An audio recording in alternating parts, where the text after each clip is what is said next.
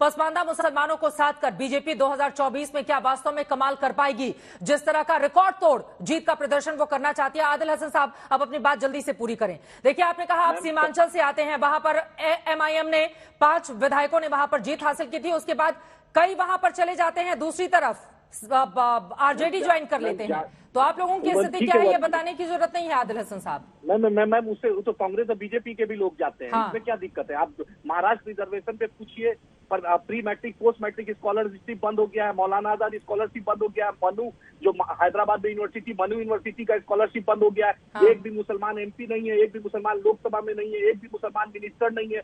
तो किस पसमानदा की बात कर रहे हैं आप? सुरजापुरी रिजर्वेशन केंद्र सरकार में पेंडिंग है, अभी तक उस पर प्रधानमंत्री कुछ नहीं बोल रहे हैं। सबसे पसमानदा बिरादरी है, सीमांचल सबसे पसमानदा बिरादरी है, उसका स्पेशल स्टेटस की बात है, प्रधानमंत्री कुछ नहीं बोल रहे हैं। यूनिवर्सिटी की बात क्यों नहीं कर रहे हैं? लड़कियों का जो बेटी बचाओ बेटी में, उसमें प्रधानमंत्री प्रचार पे ज्यादा खर्च किए हैं। मुसलमानों को स्कॉलरशिप की बात प्रधानमंत्री कभी नहीं की है कि उनको मिला जाए।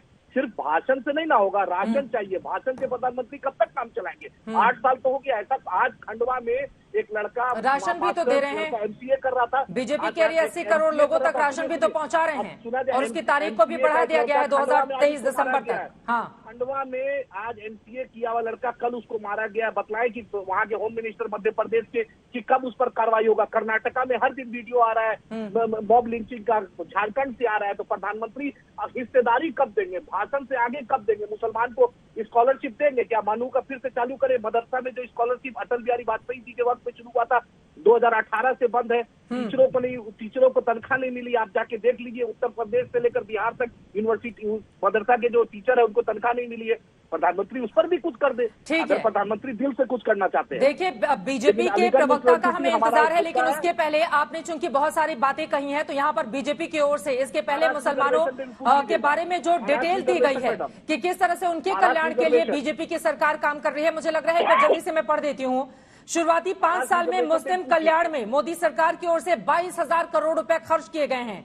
एक सवाल के जवाब में 2014 से लेकर 2019 तक कुल 22,000 करोड़ रुपए मुसलमानों के कल्याण के लिए भिन्न भिन्न प्रकार की विकास योजनाओं में खर्च किया गया है, जिनमें अल्पसंख्यकों के लिए 2013-14 में 3,511 करोड़ रुपए के बजट को बढ़ाकर 2019-20 में 4,700 करोड़ किया गया।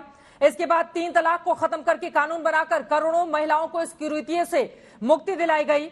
पीएम मोदी ने देश के मुसलमानों के लिए सऊदी अरब से आग्रह कर हज कोटा 2 लाख रुपए तक बढ़ाया।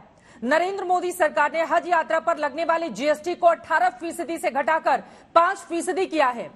पहली बार 2018 में महरम यानी कि पुरुष साथी के बिना 1300 मुस्लिम महिलाएं हज की यात्रा पर गईं। वहीं 6 लाख से अधिक वक्फ बोर्ड और वक्फ संपत्तियों के दस्तावेजों का डिजिटलाइजेशन किया गया है। इस बारे में बीजेपी की सरकार दावा करती है। आप कह रहे हैं कि उसकी सरकार ने कुछ नहीं किया और मुसलमानों के साथ भेदभाव किया जाता है। आदिल हसन जी, ये बीजेपी के ही सरकार के आंकड़े हैं। पैसा कब मिलेगा? अलीगढ़ मुस्लिम यूनिवर्सिटी किशनगंज को पैसा कब मिलेगा? महाराष्ट्र में मुसलमानों का रिजर्वेशन का पेंडिंग है, वो कब होगा? हाई कोर्ट का डिसीजन है, वो कब देंगे? महाराष्ट्र में तो बीजेपी की सरकार है। देवेंद्र फडणवीस जब लीडर ऑपोजिशन थे तो बहुत उछल रहे थे, लेकिन जब से सरकार में आए उस पर मौन है। 8 साल से वो कुछ नहीं किए। मोदी जी 8 साल से मौलाना आजाद स्कॉलरशिप बंद है, pre matric post matric scholarship बंद है, मनु यूनिवर्सिटी का स्कॉलरशिप बंद है। एक भी मुसलमान एमपी नहीं है, एक भी मुसलमान एमएलए नहीं है, इनका एक भी मुसलमान मिनिस्टर नहीं है। तो किस मुसलमान की बात करते हैं? एमएच खान साहब भी हमारे साथ जुड़ चुके हैं इस वक्त। ठीक है एमएच खान साहब, अब सीधे आपके पास आते हुए, आप बहुजन समाजवादी पार्टी को लगातार समर्थन करते रहे हैं और बीएसपी को किस तरह से मुसलमानों का वोट भी एक वक्त पर मिलता था, यह बताने की जरूरत नहीं है। अब मुस्लिम वोटरों को रिझाने के लिए, वंचित समाज को खुद से जोड़ने के लिए बीजेपी की कोशिशें, और प्रधानमंत्री नरेंद्र मोदी ने वंचित समाज को खुद से जोड़ने के लिए अपने कार्यकर्ताओं को आग्रह भी किया है। इसके जरिए 2024 की बड़ी तैयारी है बीजेपी की। किस तरह से देख रहे हैं प्रधानमंत्री नरेंद्र मोदी के इस आग्रह को आप?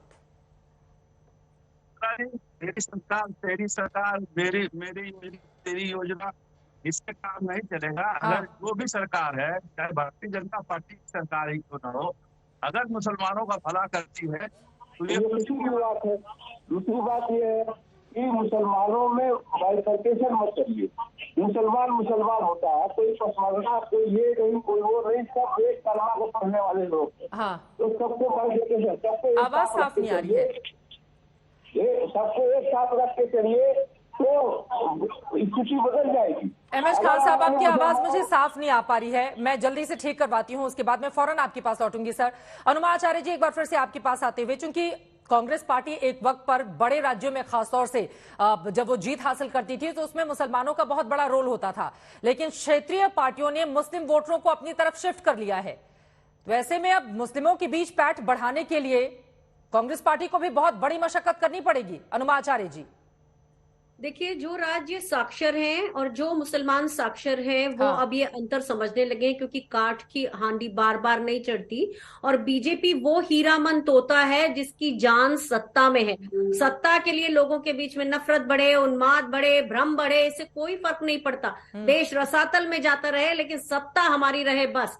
अब एक बात और आपसे कहनी है कि हमारे मध्य प्रदेश में आपने बहुत सारे आंकड़े गिना दिए, कुछ 1000 करोड़ के, पर मेरे मध्य प्रदेश में मुसलमान लोगों को भोपाल की कई कॉलोनीज में लोग किराए पर घर नहीं देते। और भोपाल क्यों जाए, यहाँ दिल्ली में भी ऐसा हो रहा है। इसके अलावा खरगोन में मुसलमान और हिंदू कॉलोनी के बीच में दीवार बना दी गई है।